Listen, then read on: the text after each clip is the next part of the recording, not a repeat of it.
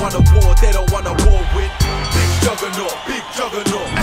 They don't want a war, they don't want a war with big juggernaut, big juggernaut. So Danny flexing for Seconds Out and the Joe Joyce YouTube channel. Delighted to be joined by the man himself, fresh off a victory on Saturday night, BT Sport. I guess the first question is, you got rid of Michael Wallisch pretty much as expected, third round. How do you assess your performance? I thought it was a good fight. I enjoyed the fight. It was good to get back in the ring. See, the first round where I'm trying to work him out, I took some unnecessary shots.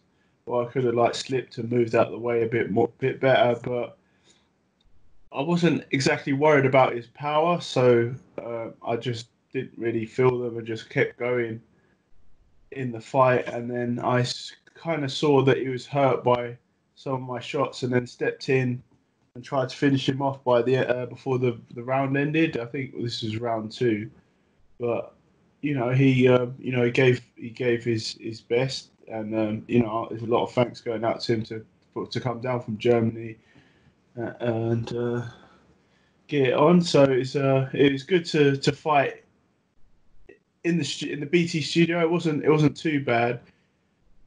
I mean, and it was good that people got a chance to see boxing again, and I'm on the second show to be back, so that's good. I'm glad you brought up the unnecessary shots you took, because I'm sure you're aware it was talked about quite a lot on social media after the fight. Is it a case of when you go in with someone whose power, like you feel their power early on and you don't particularly respect it, that you are a bit more lax defensively? Or is it more, still early on in the fight, you were warming your way into it? I think a bit of both. I think that's where I'm susceptible to get hit is in the first couple of rounds, or the first round definitely. But so it's just, and when I'm not worried about the power, then it's just water for ducks back, and I keep going forward. But with Dubois, I'll be more prepared, and I won't be willing to take them kind of shots. Or if I take one, then I'll have to get out of the way of it, or I might get fired up and throw back in with some shots. How frustrating is it when you're like that against lesser opposition for your trainers? Obviously, this time you had Steve Broughton in the corner, but in the past when it's happened with Adam Booth, Ismail Salas, is that something they kind of keep going on to you about? I think it just comes down to practice, and looking back, I think maybe I should have, took him a few more rounds to get and work on a few more things. But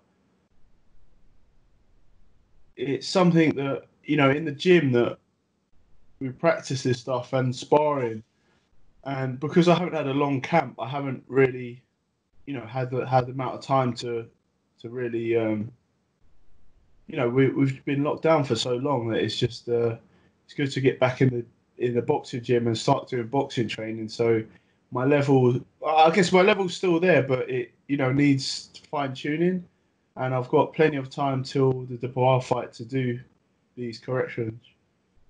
Is it fair to say you're very confident in your chin? I'm pretty confident, but I've been put down a couple of times before, like in the amateurs, but which. Is better to avoid. Yeah, of course. So it's just something I need to work on for this next one. Like early on, to be switched on, and because I know he'll be coming. Yeah, 2 cannonballs in his hands. Well, let's hope they check his raps. Yeah. But what do you think his reaction would have been watching the fight? Do you think he'd have got carried away thinking, well, if he's open to the right hand, I have a great right hand? Or do you think he'd have been a bit more sensible and thought, this is just Joe Joyce taking on a lesser opponent at relatively short notice and without his trainer in his corner? Yeah, that one, what you just said. The latter.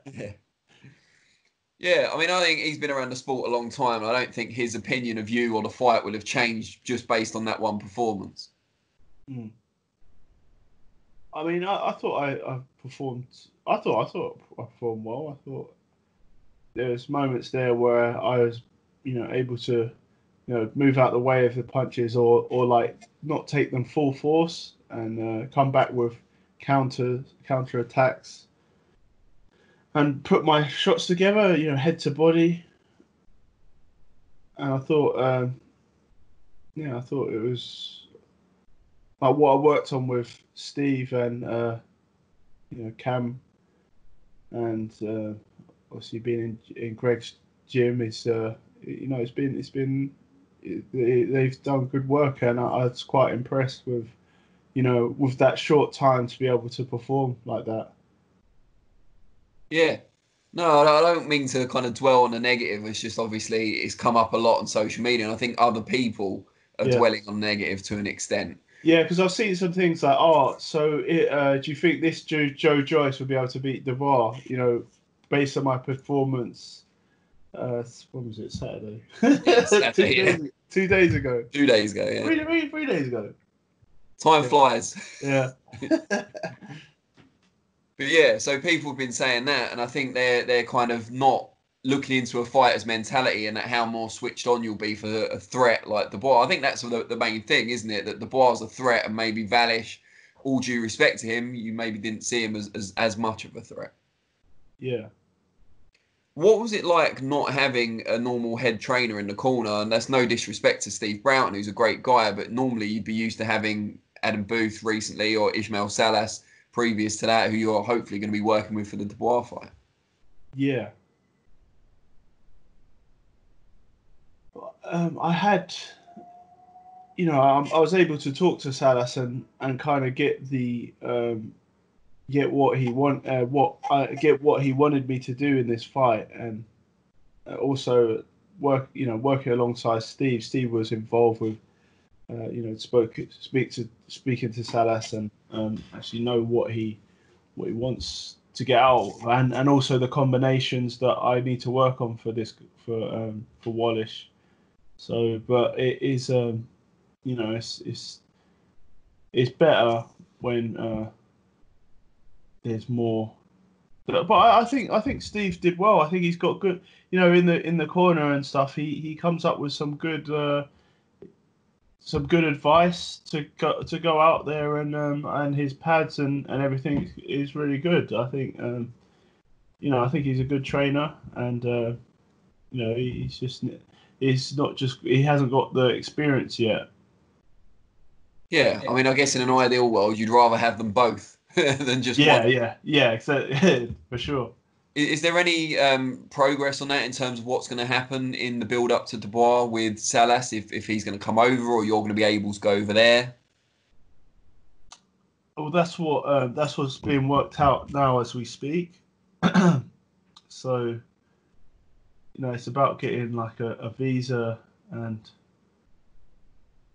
the ability to travel to America, because it's quite hard at the moment, and then also you've got to take into consideration like the quarantine when I get there, or obviously when I get back as well. If that's going to be an issue, then I might just have to see if start my camp here with Steve and Cam and and Stallards, and then bring Salas over here when he's finished with.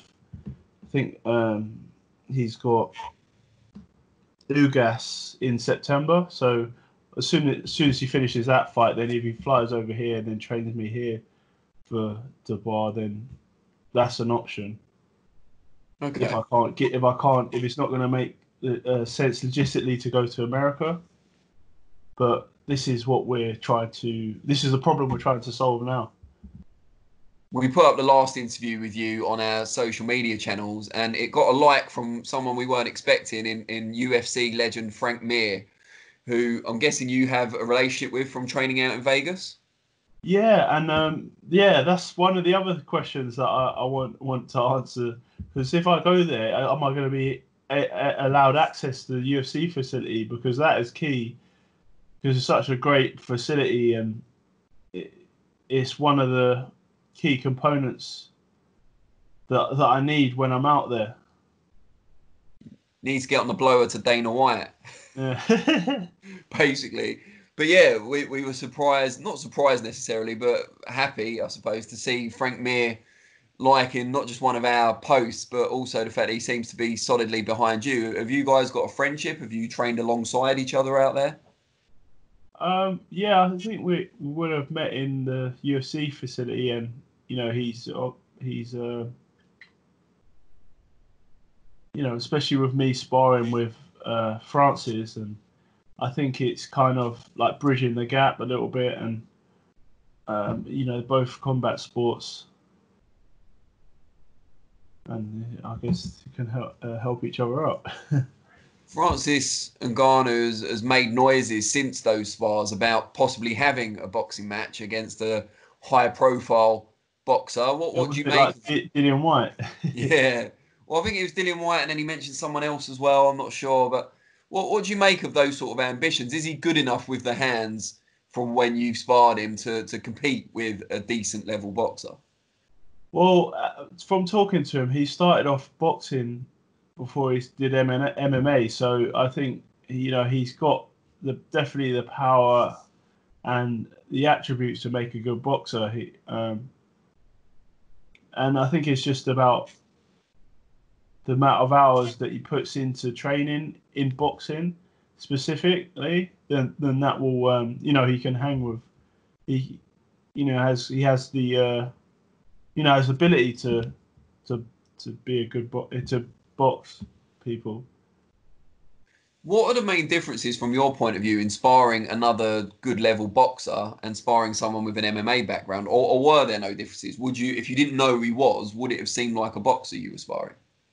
It's a very dangerous, damaging puncher, and he's tough, but I think the small plot, like the sweet science is a bit like what a wide open, a bit like, because boxing is more refined because you're just using your hands, whereas MMA you got like the different distances of because you got your feet, which are a lot longer than your arms, and when you get close you can grapple and do submissions. So I think it's just about getting back to the boxing, and he would be better from it. But it's like we saw with Floyd Mayweather and McGregor, Conor McGregor, that it's because they're two different sports. They're like, it's quite it needs to be more refined. You need to be more refined to be a boxer, because a boxer is like a purist art form, and MMA is like a jack of all trades martial arts, because it incorporates everything. So you need to refine again because boxers can find the openings in MMA because there's lots of gaps, whereas boxers they have the tighter guard, and they're aware of their footwork, and the different finesse, like slipping and blocking is a lot more refined. did you find when you were sparring him that he would be approaching you from unorthodox angles compared to a standard boxer? Yeah, and he did, and he was throwing some ferocious punches at me. Yeah, it's just split seconds to move out the way of them punches or block them, and I think using my attributes as a boxer was kind of helped me out in those spars, definitely. Would you be willing to kind of help him if he did decide to go into a boxing fight? I don't think he's going to transfer over to boxing as a full-time base. He's doing pretty well in MMA, but if he decided to have a one-off fight, a high-profile fight, would you be happy to help him out? Yeah, why not? He's a great guy, and he'd be good sparring, especially for Dubois. And getting back to you and the preparation for the Dubois fight, what do you do now? Do you just tick over for a little while? When do you go back into real training camp for that fight? Well, I woke up this morning. I was going to do a run, but I'll do it after this.